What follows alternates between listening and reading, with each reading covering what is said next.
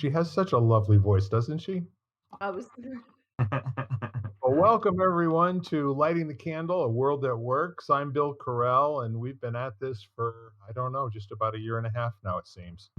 And I am with two really great friends. One who I know you know from all of the previous podcasts, and that's Ken Caputo. Ken and I have been hanging out with each other, having interesting conversations for quite a number of years. And most of the time, the background is how do we make the world a better place, and how do we make our lives create a better world. And then my newer friend, but getting to be a really good friend, is Jan Jeremias, and she's been on with a couple of other. Well, this is your third time, isn't it, Jan? Yep. Yes. And I'm so pleased to have you. Welcome to the panel and becoming a regular. You add an awful lot, and it's good to see you here. Y- So, if it sounds like I'm not really sure what I want to talk about yet, very perceptive on your part. Um, you know, there. This podcast was created because I, in particular, couldn't really be with what was going on in the world, in the news on a daily basis a year and a half ago. And so this is intended to be a respite for people that are feeling a little down in the mouth about what's going on in the world and feeling maybe a little bit less than powerful all the time, and possibly not having an access to the next thing that you and I can do to be empowered and to have our lives have forward velocity if that's what we choose to do. So I'm thinking about it again today, and I'm very happy to firewall this conversation from any of the um, you know the daily goings on, especially what's going on over in Ukraine, and just enough to say that our hearts go out to those folks, and we give them nothing but energy and love and money. All three of those things I think are appropriate for me in this moment, and so with that said, I'm real interested in maybe something that's come out of what I've noticed in some of the reports having to do with what's going on over there.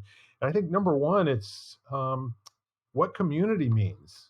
You know, how deep community runs in our veins is almost always going to show up in our actions and our activities and what we're willing to stand up for, and also what we'll be accountable for. A really good friend of mine years ago was telling me that it's not hard to tell what you're accountable for.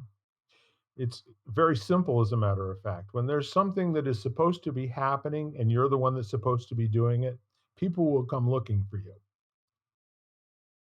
And with that in mind, what sort of accountabilities do we have with regard to our communities and the conversations that we put out, and how those conversations feed and give power to and energize the listeners and energize us in the speaking.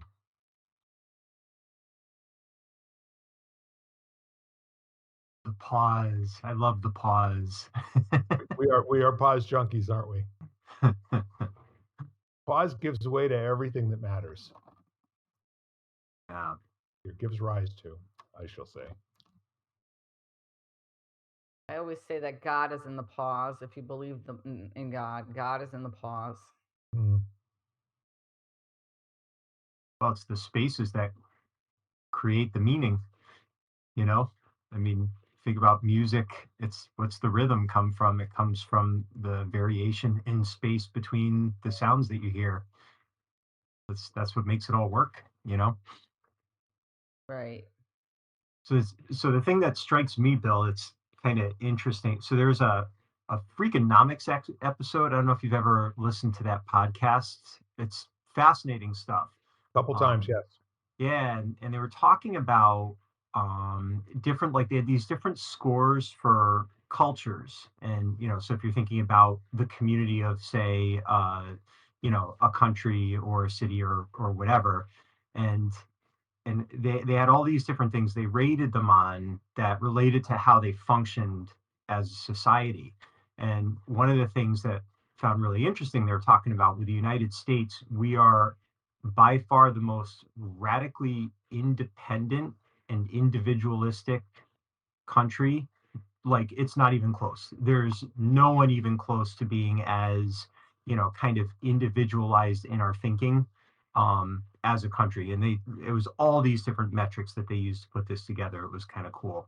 So, so I guess one of the things that always I found interesting is when you're thinking of community, where's the center of gravity between the I and the we?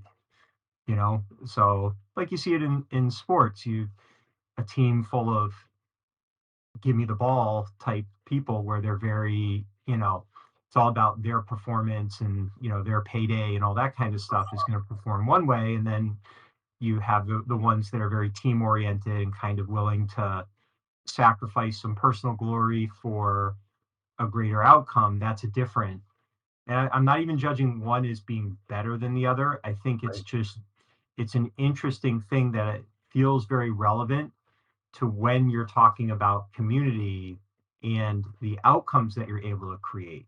And I think it's important to recognize that. So, so like for me, because the businesses I did were always basically designed to be community resources, allies for families in educational facilities, we would hire people whose center of gravity was more towards the we.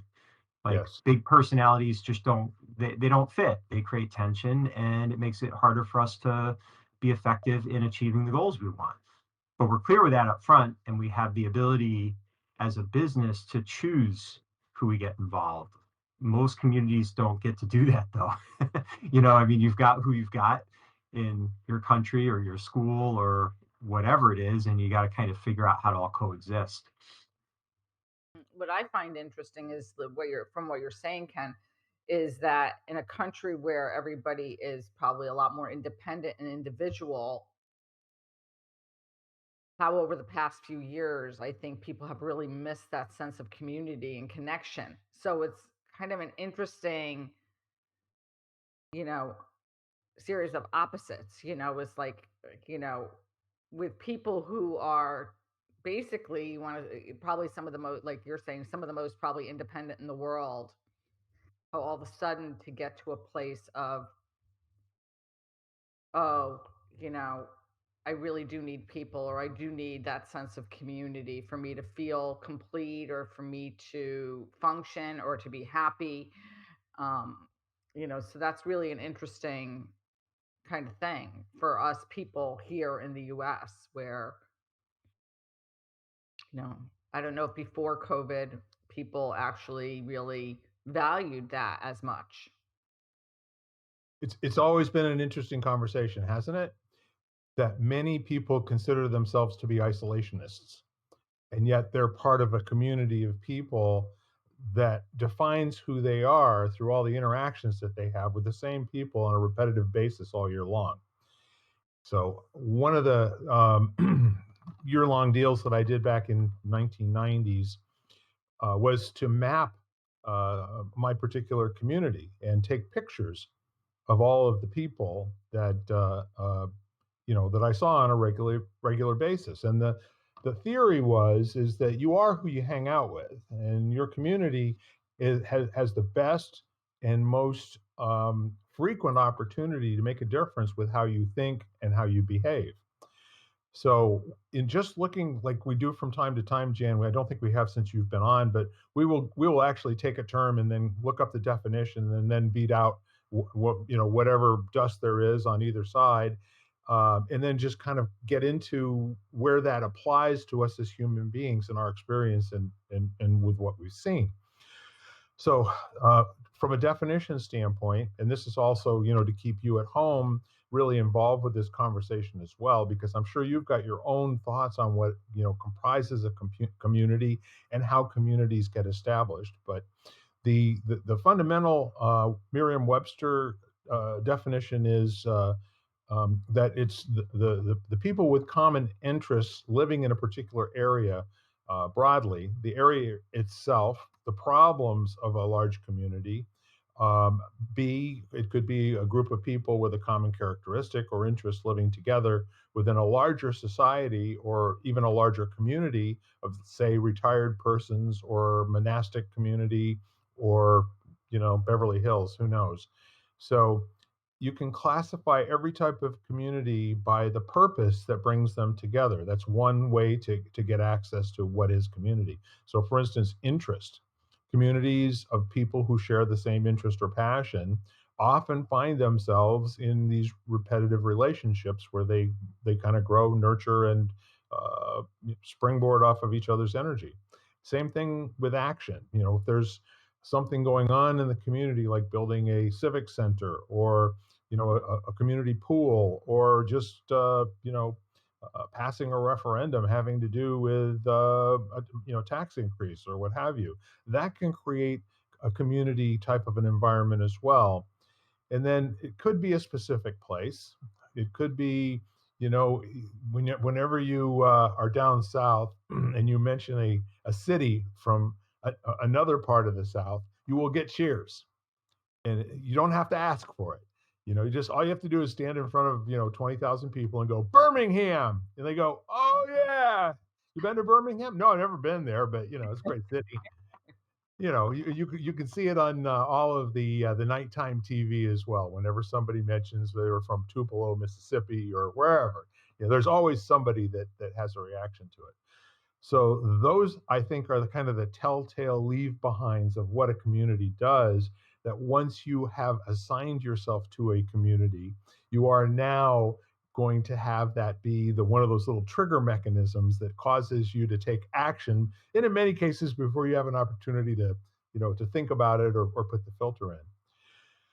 So kind of coming full circle back to within a community of, at the time, I think Willimantic and the greater Mansfield area probably had somewhere around 35 or 40,000 human beings coexisting within sort of a 5 or 6 mile radius of where I live. And I actually met with quite a few of them, being a volunteer and being on a lot of different councils and everything from economic development to Salvation Army board, hospital board, et cetera, et cetera. And what ended up happening, as it does in a lot of those volunteer situations, people who have the time are able to be on those boards. And guess what? Oftentimes, you might be on the same board as another friend, maybe 4 or 5 meetings a week, that sort of thing. But there are always people that are up for doing something with what they have in the world, their assets, their time, their treasure. Um, and then we have other types of communities that I think are built around wellness. But the fun part of it was to regard the folks when I went out to breakfast, lunch, and dinner away from the home, those lovely people that brought me food, and how they went from being somebody who just brought service and then went away to someone that I got interested in asking them questions about their lives. And, do you have children? Are you, is this what you're doing for primary income? And, I would ask a lot of questions to qualify what kind of tip to leave to somebody. Because there were some people, occasionally that would obviously be having a bad day, and then I would ask them, how their family member was that wasn't doing so well the last time I was in. And those people would get a really stupid tip. I mean, it would be like, embarrassing for me to see them again the next time, where I have to say, that's not going to happen every single time. But, you know, I just want you to know that I care about where you're going. So it's not necessarily an accident that you're in a community, and it could be a choice. And so, what kinds of communities would you assign yourself to with this broad set of nebulous rules?